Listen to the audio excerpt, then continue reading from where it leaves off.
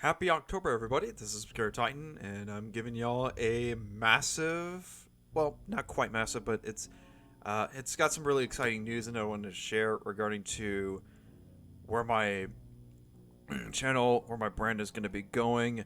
What are some plans for post 2026 and onwards? Um, so it's going to be a brief, well, not like a super brief, but it's just kind of going over some things as to what I'm going to be up to going into 2026 and then through 2027 and onwards, because at this point we're we're about to be halfway through the 2020s, maybe even past the halfway point, because we after that we have 2026, we have 27, 28, and 29, and then we get into the 30s. So I am just kind of looking into what I'm considering and doing as far as where my content is going to be going, because I've been doing, like, even before the 2020s, maybe 2022, I've been used to stop motion, the plush videos, that sort of thing that I got from Super Mario Logan, the Shadowed 1-1, and all that sort of stuff, which for the Shadowed 1-1 at least, I'm really grateful that I grew up with and all that. Um, so what you're seeing here is that I am essentially creating kind of like a soft reboot, rebrand, or a soft reprint, I should say.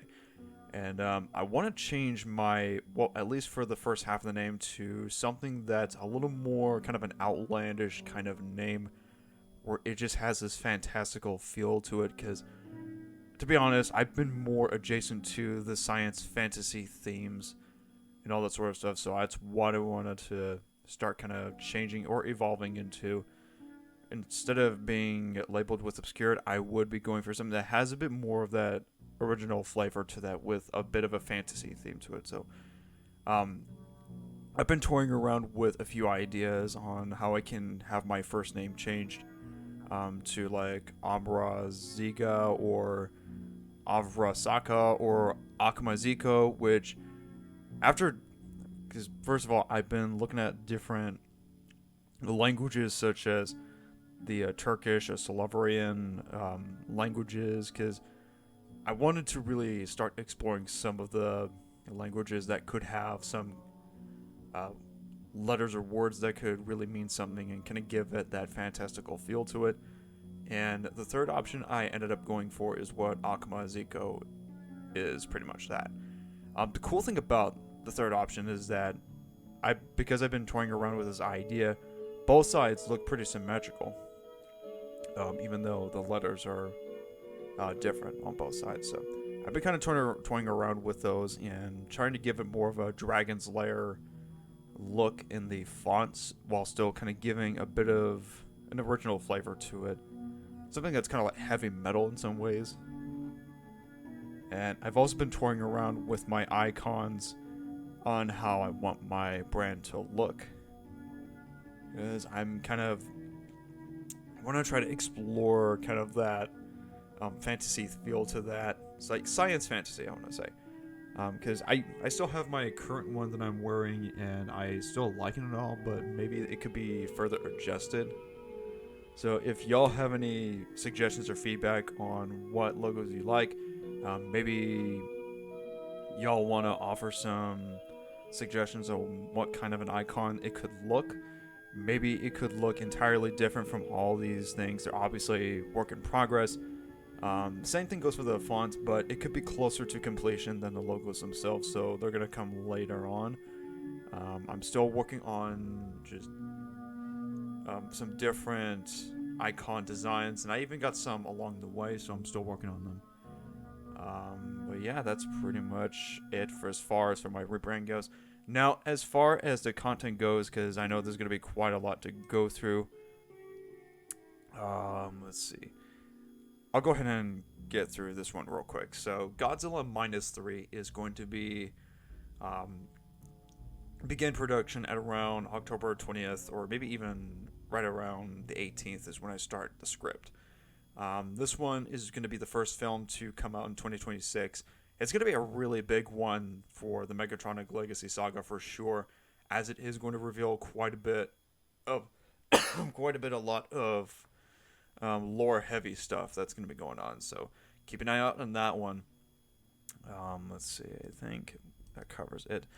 Next one I wanted to discuss is something that's called Zugitos. I did started working on some, and I think I accidentally hit the DaVinci Resolve, but that's okay. I'm not going to be using it tonight. But it's an original series that was initially going to be the Zenetic Exodus. It's still kind of going to be a thing, but it will be given a very different name. And considering that I'm going for more kind of a science fantasy theme, like with Bionicle or League of Legends or sort of all that sort of stuff that I want to explore, I'm making some adjustments to where it would make sense for the setting that I'm going for. And of course, you have Makoto, I should say. Makoto Curry and Princess Leichu together that they're arguing, and they have been 3D modeled. I may come back to these to adjust them quite a bit, but so far it's going pretty good, and the rigging and their usage is pretty spot on with what I have tested. Um,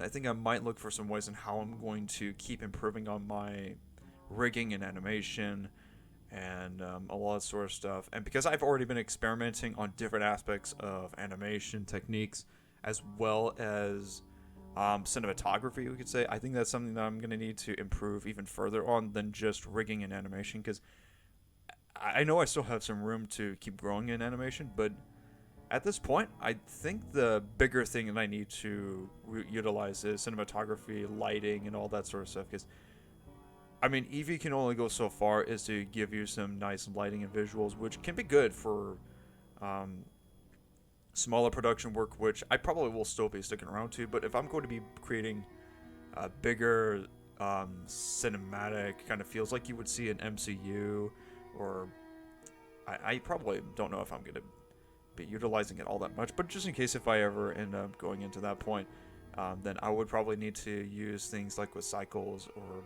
really take um, computer graphic kind of thing into an account.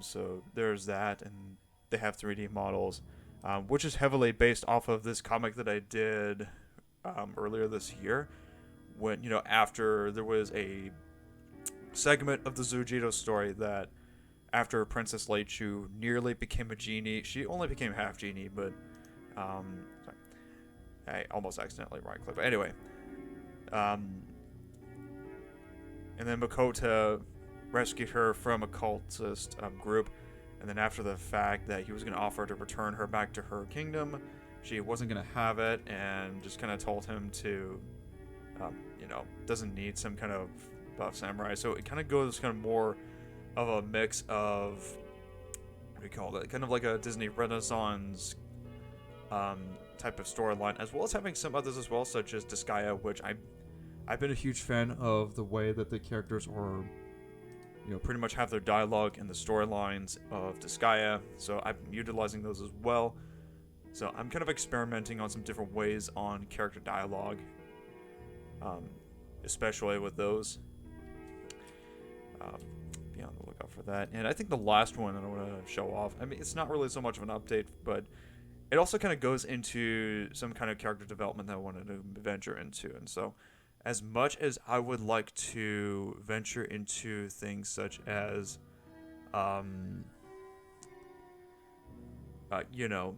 there's going to be some character arguments and all that sort of stuff, but also discovering character growth. The idea that I have for, at least for Makoto and Leichu, is that they both have their own weaknesses as well as their strengths. So for Makoto, he's a very disciplined and humble samurai, but he's often very closed off and very emotionally strict.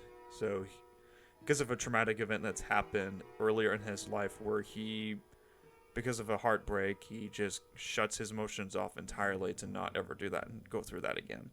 And for Leichu, it's for the opposite, where she is very emotionally driven, very passionate, and is very kind-hearted and often very outspoken. But she can also be very, very pushy. She can be very arrogant and can just be a bit of a pushover at people at times. She can be causing some conflict with others, but all in all, she's a pretty kind-hearted person who can get pretty hot-headed at times.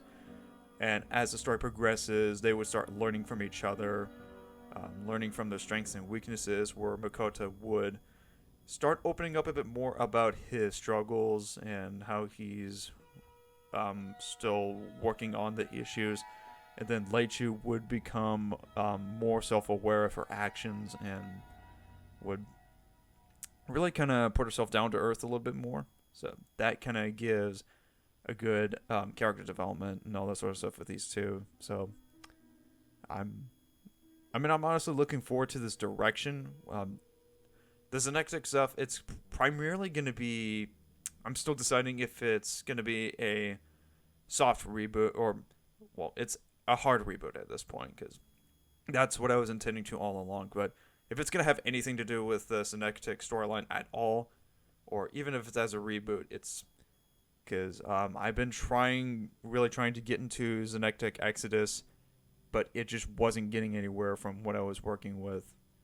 So that's kind of up in the air. But as it is right now, this is the one that I wanted to start doing for 2027. So be on the lookout for that. But everything else, it's pretty much going. So expect Godzilla -3 coming along, and then everything else to follow. So thank you all for watching. It's Obscure Titan with a soft rebrand upcoming.